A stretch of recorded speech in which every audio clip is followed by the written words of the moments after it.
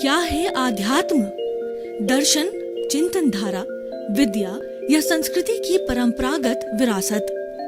आध्यात्म दर्शन यानी जीवन का शाश्वत सत्य।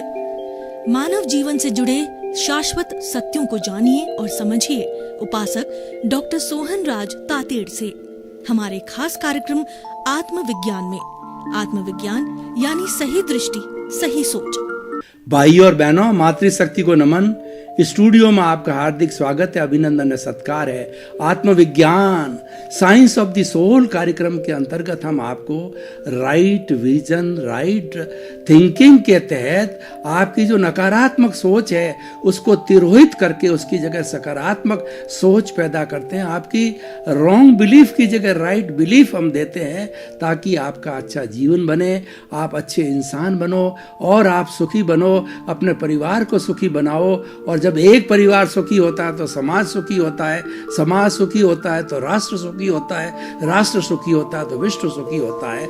सबको सुखी बनाने का हम मूल मंत्र आपको देते हैं, जैसी दृष्टि वैसी सृष्टि। और ये सारा कार्य हम नए नए एपिसोड्स के माध्यम से करते हैं। तो आज का हमारा बहुत ही सुंदर एपिसोड है लौकिक और अलौकिक सुख। भाई और बहनों, मनुष्य के सामने दो तरह के जगत है, एक तो बाहरी जगत और एक भीतरी जगत। बाहरी जगत में वो 5 इंद्रियों के माध्यम से जो है संपर्क करता है, मन वचन काया से संपर्क करता है। 5 इंद्रियां कौन कौन सी? स्पर्शन, रसन, घ्राण, चक्षु, श्रोत्राणि इंद्रियाणि।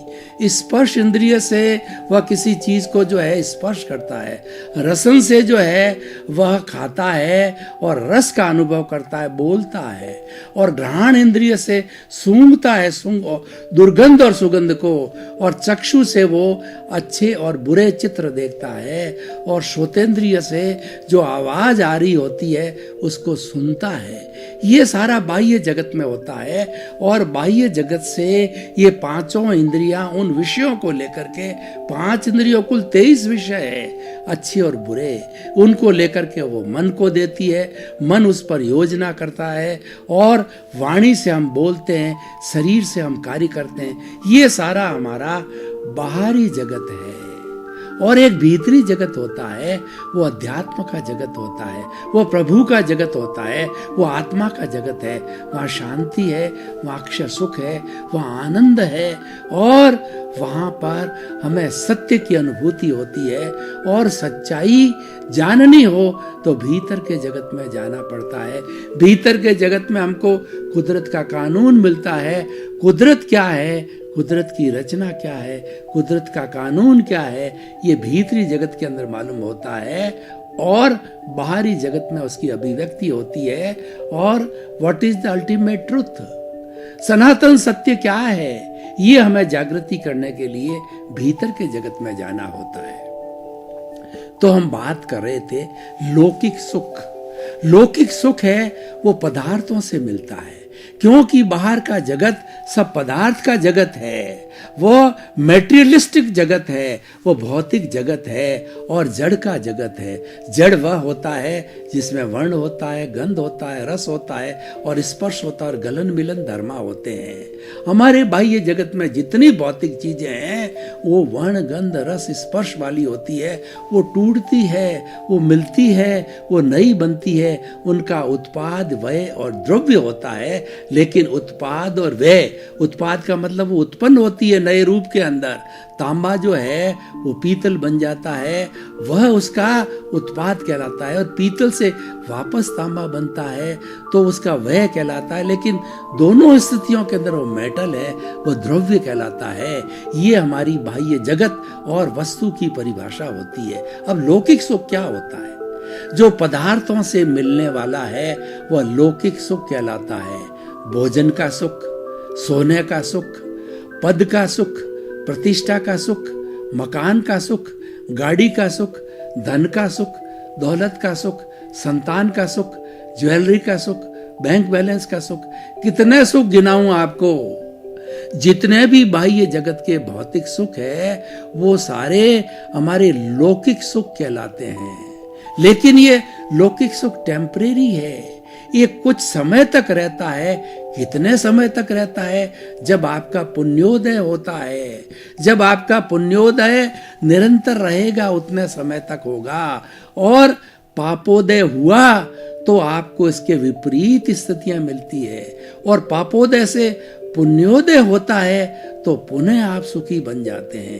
कहने का अर्थ यह है कि लौकिक जगत में हमको सुख मिलता है वो हमारा पुण्योदय है, और दुख मिलता है वो पापोदय है। ये सुख और दुख दो बेड़ियां हैं। सुख जो है वह सोने की बेड़ी है, दुख है वह लोहे की बेड़ी है। ये सुख और दुख हम पीछे से लेकर के आए हैं। हमारी आत्मा जो है पिछले जन्म में थी, भूतकाल में, और आज इस शरीर के अंदर है, जो बुला रही है मेरे को और सारी मन वचन काया की एक्टिविटी करा रही है। आत्मा की हाजिरी से होता है, आत्मा की प्रेजेंस से होता है, आत्मा की अभिव्यक्ति से सब काम होता है। वरना मन वचन काया तो जड़ है, शरीर जड़ है, ये कुछ नहीं कर सकता। जब आत्मा इसमें से निकल जाती है तो राम नाम सत होता है और इस जड़ को जला दिया जाता है। आत्मा होती है तो ये मिश्र चेतन होकर के इंद्रियां, मन, बुद्धि, चित्त, अहंकार, कषाय, क्रोध, मान, माया, लोभ, ये सभी जो है वो काम करने लग जाते हैं। अहंकार चार्जिंग होता है, अहंकार डिस्चार्जिंग होता है। ये मूल आत्मा की हाजिरी से होता है। अहंकार को हम जो है प्रतिष्ठित आत्मा कहते हैं।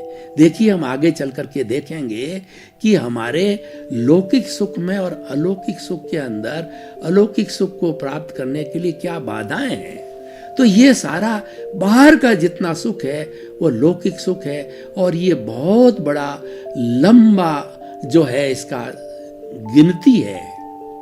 लेकिन लौकिक सुख टेम्परेरी होता है, और लौकिक सुख के अंदर खास करके हमारा जो पुण्योदय होता है वो तो अच्छा होता है और हम सुख में होते हैं। जब पापोदय आता है तब हम निराश हो जाते हैं। कई बार व्यक्ति इतना निराश होता है कि वो सोचने लग जाता है कि भगवान उठा ले तो अच्छा है। उसको लंबी बीमारी आती है, ये पापोदय से आती है, ये असाता वेदनीय कर्मों के उदय से आती है। तब वो जब ज्यादा दुखी हो जाता है, वो बीमारी असहनीय हो जाती है, तब कहता भगवान उठा ले तो अच्छा है। कोई व्यक्ति ने कोई भी कार्य किया, कोई भी एग्जाम दिया, उसके अंदर फर्स्ट पोजीशन सोच रहा था, नहीं आती है तो वो इतना डिप्रेशन में चला जाता है। कई बार तो वो सुसाइड की बात सोच लेता है। ये पापोदय के कारण आता है। यानी हम लौकिक जगत के अंदर ये सुख और दुख के दोनों पल्लों के अंदर झूलते रहते हैं हर क्षण।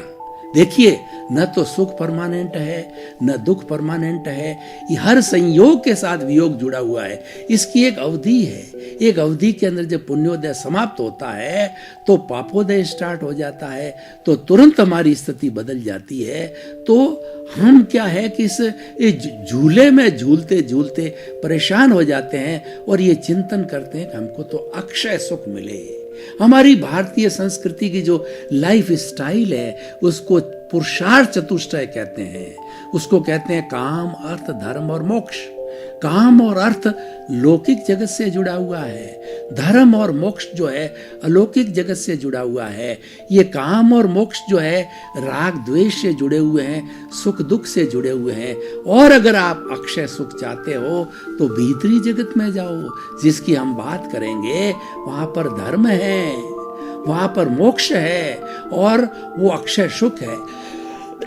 मोक्ष क्या है? मोक्ष हमारी आत्मा की मूल आत्मा, जो मूल आत्मा है वही मोक्ष है। लेकिन अभी हमारी आत्मा बद्ध आत्मा है, इसीलिए सुख दुख होता है। और जब ये मूल अवस्था को प्राप्त हो जाती है तो वही मोक्ष की आत्मा होती है। और उस मूल आत्मा को प्राप्त करने के लिए उस सुख दुख की अनुभूति को हटा करके अक्षय सुख को प्राप्त करने के लिए हमें धर्म का सहारा लेना पड़ता है। और देखिए, ये अक्षय सुख होता क्यों है, होता क्यों नहीं है, और ये सुख और दुख का जो है झूला क्यों झूलते रहते हैं, इसका एक ही कारण है, अज्ञान। व्यक्ति अज्ञान के कारण सुख दुख की अनुभूति करता है, पाप पुण्य का अर्जन करता है, और करने वाला है वो राग द्वेष है। राग द्वेष मूल कारण है और राग द्वेष ही अज्ञान है। अगर हम इस अज्ञान की वेल्डिंग को तोड़ देते हैं, देखिए एक तरफ शरीर है और एक तरफ हमारा प्योर आत्मा, शुद्ध आत्मा भगवान जो भीतर बैठा है और अभी आज की तारीख में बॉन्डेड है, ये स्वतंत्र होना चाहता है और ये स्वतंत्र है भीतर तो प्योर है, 24 कैरेट का सोना है, लेकिन राग द्वेष रूपी अशुद्धि आने के कारण उसको ये शरीर मिला है और इसको भोगना पड़ता है। वो उसका आत्मा का कोई लेना देना नहीं, शुद्ध आत्मा का हमारे शरीर से कोई लेना देना नहीं है। इस शरीर ये क्यों प्राप्त होता है? अज्ञान के कारण, राग द्वेष के कारण। राग द्वेष के पिटारे को हम कॉजल बॉडी कहते हैं, कर्म शरीर कहते हैं, लिंग शरीर कहते हैं। ये जन्म जन्मांतर से 84 लाख जीवा योनि प्राणियों के साथ के अंदर ये कॉजल बॉडी जुड़ी हुई रहती है और उस कॉजल बॉडी से ही 84 लाख जीवा योनि के प्राणी सुख दुख की अनुभूति करते हैं। लेकिन दूसरे प्राणियों के पास में समृद्ध बुद्धि और समृद्ध मन, समृद्ध हमारी जो है हमारी बुद्धि और समृद्ध चित्त, ये और समृद्ध अहंकार नहीं है। इस कारण से वो बहुत ज्यादा कुछ नहीं कर सकते। अपनी जैसी स्थिति होती है वो भोगते रहते हैं, कर्मों का भोगते रहते हैं। लेकिन मानव इस सृष्टि का सर्वश्रेष्ठ प्राणी है, क्योंकि उसने अपने कर्मों के अच्छे कर्म किए हैं। जब ये मनुष्य जीवन मिला है, मनुष्य जीवन एक पारसमणि है, एक चिंतामणि रत्न है और एक नंदन वन है, और ये सब कुछ इससे हासिल किया जा सकता है। मानव जीवन एक ऐसा जीवन है जिसके अंदर मोक्ष का पट्टा है। एक मानव व्यक्ति ही मुक्त